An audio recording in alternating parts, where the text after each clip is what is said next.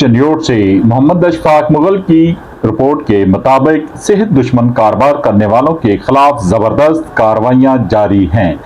56 दूध बरदार गाड़ियों समेत 133 फूड पॉइंट्स की चेकिंग की गई।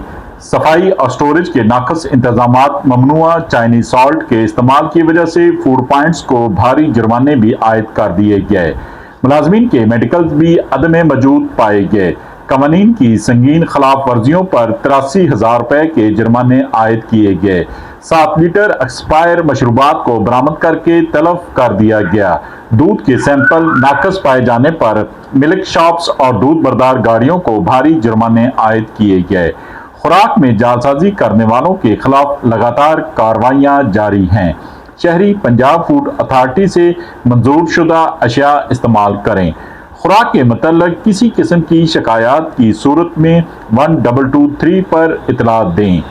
पंजाब फूड अथॉरिटी ने वाज़ेह पैगाम जारी कर दिया। शहरी भी अपने इर्द गिर्द खसूसी नज़र रखें ताकि सेहत दुश्मन अनासर के खिलाफ भरपूर कार्रवाइयाँ जारी रह सकें। देखते रहिए GS न्यूज़। इस वीडियो को लाइक करें, हमारे चैनल को सब्सक्राइब कर बेल आइकन जरूर प्रेस करें